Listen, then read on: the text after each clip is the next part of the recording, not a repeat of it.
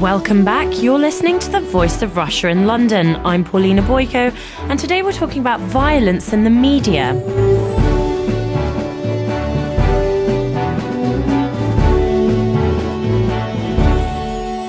Residents of Tottenham, North London, are being invited to a free public screening of the 1995 movie La Haine. The French film is going to be screened in the Broadwater Farm Community Centre, which is the home of the race riots in 1985, and a stone's throw from the geographic starting point of the London riots last August.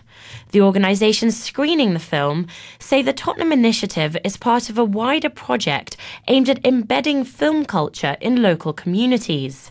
The organisers say they want to inspire young people living in one of the most disadvantaged areas in the country to make a difference.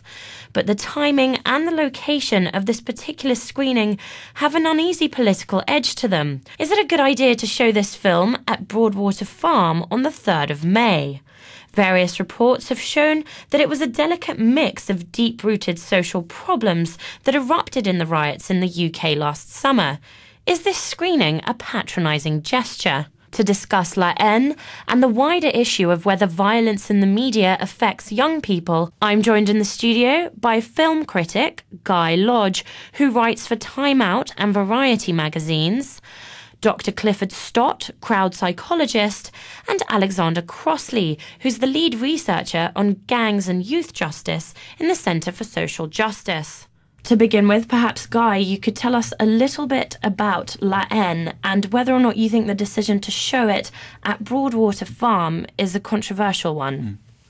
Right, well, La Haine is a film that was actually made 17 years ago, even though it doesn't feel much like it. It was directed by the then young kind of actor-director Matthew Kassovitz, and it charts a sort of day in the life of three sort of youths in the sort of outer Paris suburbs, the side of Paris that up until then we hadn't much seen in French cinema, the sort of poor, racially mixed, quite sort of lots of kind of latent violence and sort of frustration there. And it made a huge impact both in France and on the world cinema circuit because it was a side of kind of European society that really hadn't been covered much. And I think it's still an incredibly sort of shocking and relevant film. And I think to show it in Tottenham now, actually, it should hit a nerve with that society because there's still those kind of urban divides here and back in Paris as well. So I think it's a brave choice. Brave. Is it necessarily the right choice, though? Clifford, what's your take on screening La Haine in Broadwater Farm? Because there's been tension between the police and between the local community there for years now. Is this necessarily the right image to show? Well, I think that the gravity of the film resides in its validity. The fact that it captures social relations in those kinds of estates. And if the riots tell us something, it tells us that people on the estates in London want to give out a particular message about their relationship to organisations like the police. And what the film does is it gives, if you like, a legitimate vehicle to that message, and it helps people to give that message, to talk about that message, to understand that message in ways that don't involve violence and confrontation. And the film is powerful, partly because what it does is to demonstrate the pointlessness in the violence that we saw in the riots. And that's a powerful message to give to people in Tottenham and something that needs to be said. So I think actually it's a very, very positive move. Ali, I know that you haven't seen the film, but from what you have heard about it, do you think young people, especially from vulnerable backgrounds that could be prone to joining gangs, do they possess the analytical tools to be able to draw their own conclusions from, violence in the media, be it a film like La Haine or something else, or is it actually detrimental in a lot of cases? Well, I think it really depends what messages the film is giving.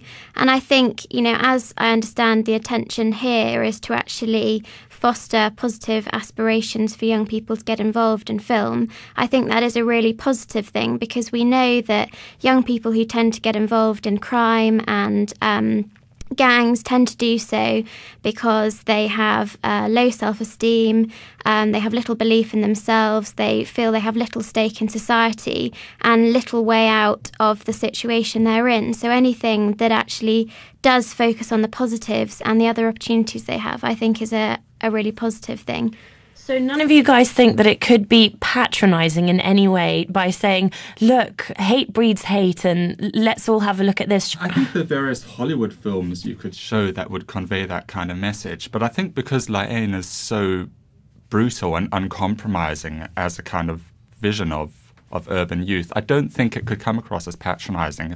If anything, I think it would be empowering to young people in Tottenham to see that, you know, they're not the only ones, and it's not just now. They've always been kind of young people and sort of socially marginalised people in their situation in other cultures. And I think that's actually, as Ali suggested earlier, again, a positive message to send out. Clifford? I think that's true, and I agree with Guy. I mean, there's one way we need to understand that film, and it's not patronising. It's very, very brutal, very valid, and I think the point that Guy made about the fact that it was made 17 years ago, but it still carries a message that's relevant today, shows how enduring these kinds of problems are. And by showing the film engaging with that message, I think would be a very positive thing, certainly not patronising. Just to remind you, you're listening to The Voice of Russia in London. I'm Polina Boiko, and today we're discussing films and violence, particularly among youths. To discuss this, I'm joined in the studio by film critic Guy Lodge, Dr. Clifford Stott, crowd psychologist, and Alexandra Crossley, lead researcher on gangs and youth justice at the Centre for Social Justice. Let me put a question to Guy. Violence in the media is very, very common. Hollywood is bursting with violent films. I'm not a film critic, but for me, the latest example would have to be Drive. Yes. It's a film with the man of the moment in it, Ryan Gosling. It's filmed for me like an old MTV music video. It's incredibly stylized. The soundtrack, the actors make it uber cool.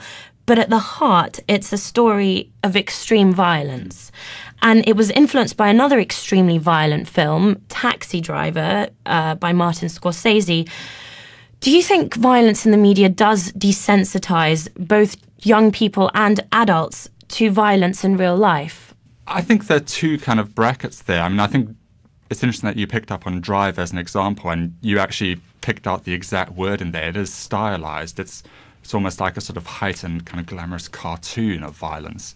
And that's in complete contrast to a film like La Haine or lots of kind of British social sort of urban dramas where the violence is not particularly attractive, or it's just ugly and brutal and very identifiable. And I think it's good to show young kids who may only see sort of more kind of Hollywood of stylizations of violence, that kind of material, because I think that will actually sober them and shock them. So actually, I recognize that, whereas they don't recognize the violence in a film like Drive. So I think there's a crucial difference there. Can I put the same question to Ali, because you've studied the causes of the riots? Do you think that violence in the media plays a part in the problems of sort of the youth today? I mean, I think what we have seen, I mean, we haven't specifically analysed the causes of the riots, but I think it overlaps with all of our other work looking at the causes of gang and youth crime. And I think it definitely in some circumstances can play a role, especially if it glorifies violence, and often these young people may lack positive male role models and may look to those in films and music for role models. But I think what we believe at the Centre for Social Justice is that in terms of focusing on the causes, although portraying violence and glorifying violence might play a role, it's actually tackling the underlying causes. So looking at family breakdown, fatherlessness, educational failure, mental and emotional ill health, all of those kinds of things that we really need to be focusing on rather than this necessarily. What about you, Clifford? What do you think? Well, I think there's a real danger when we try to understand violence, that we draw on this tendency in the social science to render violence meaningless. I mean, you've already used terms like youth lacking analytical tools, and we use terms like desensitisation. There isn't really any evidence to support the idea of the irrationality of violence. Violence is always meaningful. And where we've analysed the riots, and we published a book on the riots, Mad Mobs and Englishmen, you see that you can't explain that violence in terms of people losing meaning. You have to understand it in terms of an underlying meaning that is embedded in a social context. And that social context is what's responsible for driving people towards violence. People don't go into gangs because they're stupid. They go into gangs because they lack opportunity. And that within their social framework, those are the things that are only available to them. And going back to our earlier point, that's one of the productive things about this film, is that the message isn't just about the film. It's a message that gives an argument about the pointlessness of gang violence, but also does it in a realistic way, but is embedded in a drive towards inspiring these kids and saying, look, think about this in terms of the inspiration of a filmmaker, becoming a filmmaker, making your own message, utilising this platform as a way out of this lack of opportunity in almost like an entrepreneurial fashion to build solidarity, to build community, which is precisely what we need to do after the riots. Guy, what other notable films can you think of that portray gang culture in a way that, if, for example, you were asked to draw up a list of movies to show to inspire youth in perhaps areas like Tottenham, like the screening of La Haine, would you be able to do that? Or is that a utopian notion that you can show a bunch of very inspirational films and have them almost work like medicine in a way? I don't know if there are that many films about gang culture that especially have an inspirational message or that have a particularly positive outcome. But I do think there are a lot of actually films in Britain that show sort of youths kind of liberating themselves from that sort of cycle. I think recently there was a Scottish film called Ned's, set in the 1970s, but still very pertinent today, about a sort of a bright young boy who kind of gets enfolded into the sort of local gang culture, as Clifford said, because of just the lack of other sort of outlets or opportunities for his intelligence and his skills. And it slowly shows how he quite painfully liberates himself from that. There was also Shane Meadows' recent This Is England and the consequent TV series that was made of it, which again I think that's an interesting film actually because it shows, while sort of gangs can be sort of violent and perform a lot of negative actions, it also shows the appeal of them in that they offer a lot of sort of security and support to each other. A sense of family that yes, you might not exactly. have at home. Ali? Yeah, one film that comes to mind is Freedom Writers, about the life of Erin Gruhl. I'm never sure how to pronounce her last name, but you know who I mean. And that is about a teacher who basically saves her class of young people who are all gang involved, and all of the other teachers have written them off and don't have any aspirations for them. And this film is so inspiring, and it just shows that actually having someone who takes an interest, who believes in them and really goes out of their way to foster their aspirations, to focus on their positives and gives them opportunities, is absolutely fundamental. And I think that's very much runs through all of our work at the CSJ, that often you find that young people who are, say, involved in crime or gangs, having support, positive support, relationship with an adult, often they don't have that within their families. They have negative peer influences. By having this single relationship, it can really instill the self-belief and the motivation in themselves to change. This sense of being written off and a lack of opportunity. In other pop culture at the moment, we've got a singer called Plan B who's just written a song called Ill Manners. It's going to be part of a soundtrack to a film that he's releasing that was actually conceived before the riots even began. And for the most part, the song is about the London riots and the psychology of class. And he says that if people's perception of class in the UK are unbending and they don't change, then the young people that are labelled as chavs, for example, they're left with nothing but to play up to the stereotype and therefore fuel the fire of social tension. How much is the wider problem in Britain a problem of class divisions and invisible lines in society that we just can't erase? Well, I think that there's not much invisible about them. They might be invisible to the upper classes, but they're certainly not invisible to those who are on the receiving end of the subordinate end of the class structure, and precisely that's what was underpinning a lot of the rioting, is that there is a sense of antagonism, and that antagonism is fed by a perception of the illegitimacy of social relationships. The lack of opportunity is only meaningful in a negative way because people around who are white, middle class, have opportunity, and it's that sense of injustice that drives into an antagonism and alienation that feeds into the aggression, the violence, and so on and so forth. So I think class is absolutely fundamental, and it's a denial to deny that class is relevant. And that's one of the important things here about when we talk about the rioting. Let's get serious about what actually causes it. And that's, again, the powerful thing about Haine, is that it brings that message out, and it says, look, this is about relationships with the police. It's about lack of opportunity.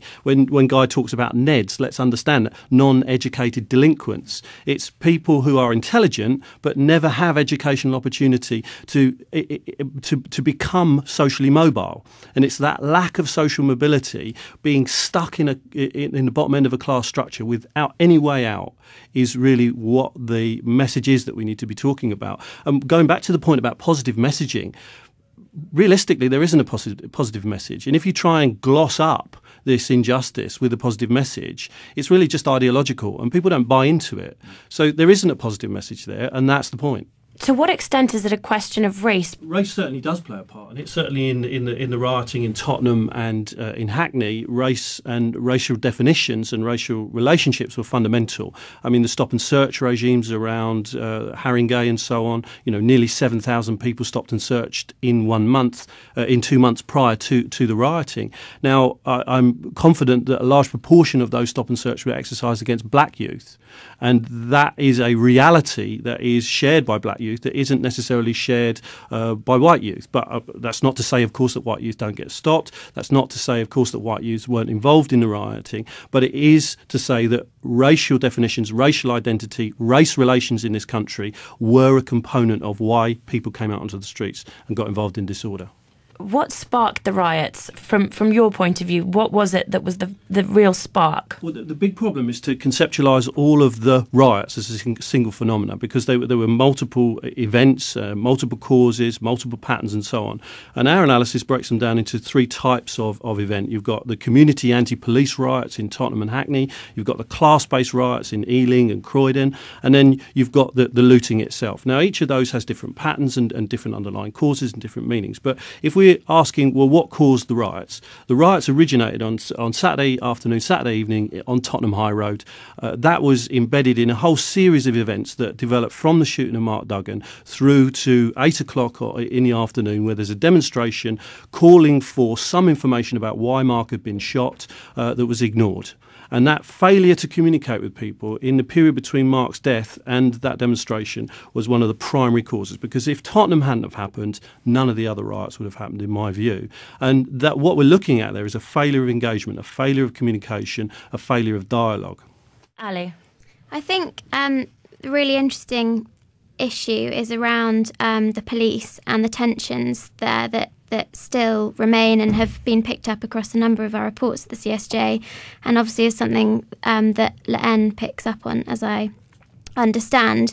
And I think whilst there are, many fantastic police who can engage with communities and young people, we know from the research that we've done that often police officers lack the confidence or the training to actually engage with young people.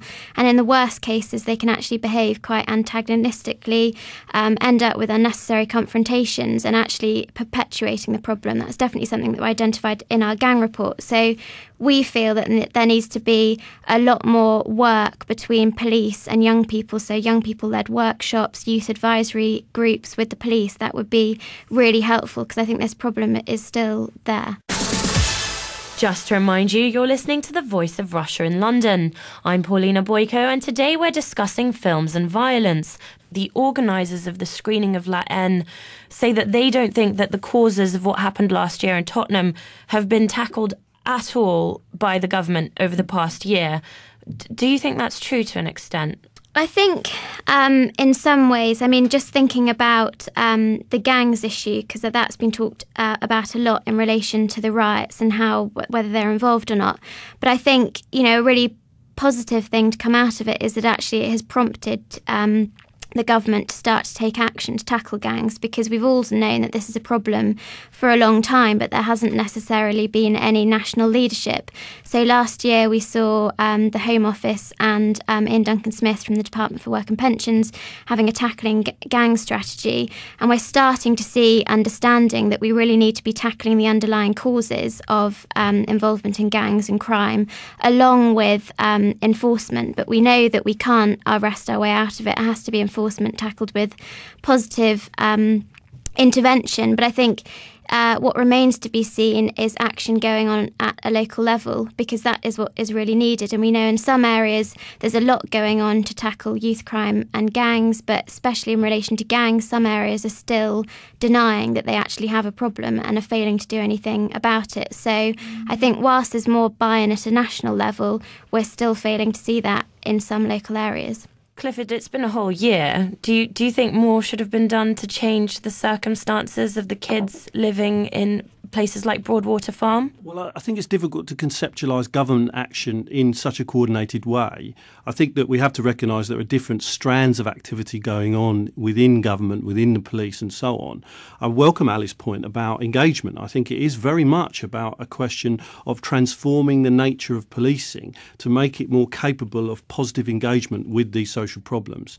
And it's not a question of arresting our way out of it. But what we're seeing is almost contradictory action by the government. For example, there's recently been a consultation on increasing police powers to impose curfews.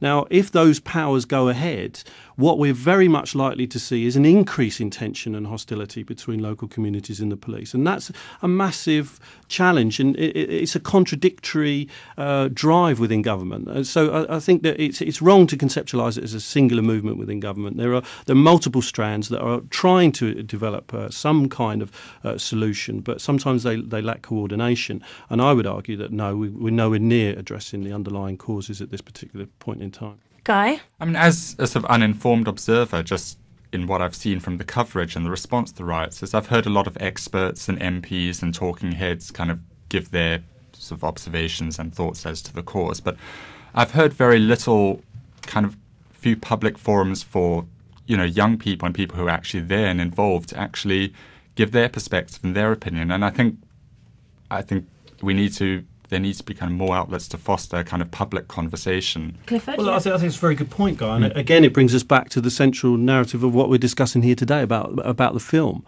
Is that is precisely what that film is designed to do, and showing it in that way is to bring young people into that arena, to empower them to discuss and to move forward. In terms of the choice of film, I wanted to ask Guy, why do you think the filmmakers have gone for French La Haine as opposed to a movie like, for example, Kidulthood, that's set on an estate in Ladbroke Grove, and it tackles the sort of culture that kids in Tottenham are going to be much more familiar with?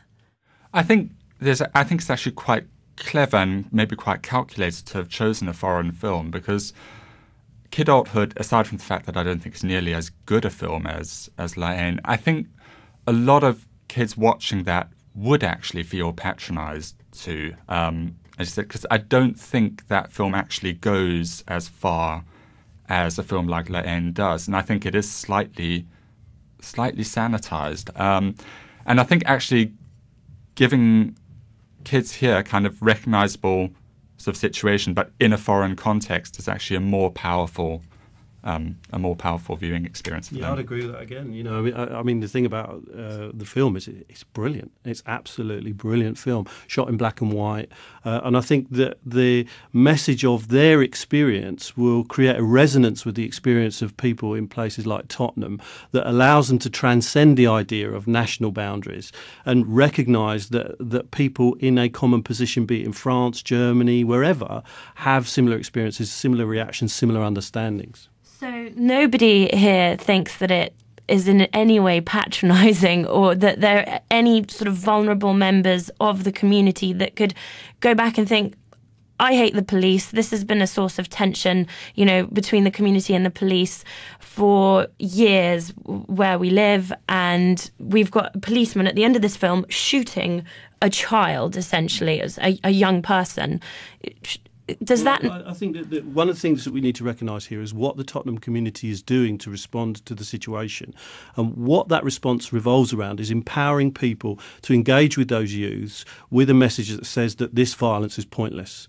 Now, there are key members of that community, people like Stafford Scott. He's a very influential community leader in the Broadwater Farm, who from the outset has talked about the pointlessness of rioting, the counterproductive nature of the rioting, but at the same time contextualising the meaning behind the riots, that these kids are reacting in a meaningful way to that situation. And what we need to do with films like this, with interventions like this, is empower people like Stafford Scott, because he's got a very, very powerful message about communities policing themselves, communities regulating themselves away from the despair and the hatred towards something more progressive and productive. Ali? I think, it just has to, people have to be sensitive to the fact that they will be broadcasting this film in a community that has experienced, very similar issues. And I think, as I said earlier about the police, there are still issues there.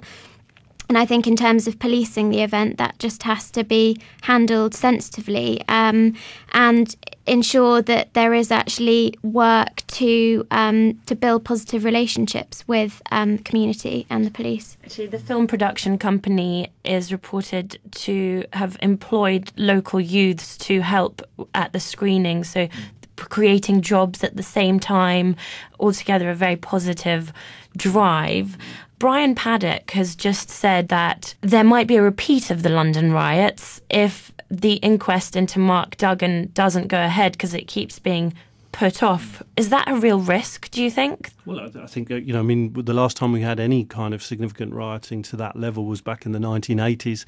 It began in Bristol in 1980, but the real riots that we remember were in the summer of 1981. So it is a reality that this kind of rioting, this kind of disaffection can cascade out again. And it does revolve around people's perceptions of the justice of the authorities, in particular in dealing with the shooting of Mark. There's also issues around the Olympics, I would argue. The lockdown that's going to go in terms of the local estates around the Olympic site in managing security have a real danger there of cascading out into antagonisms between police and local youth.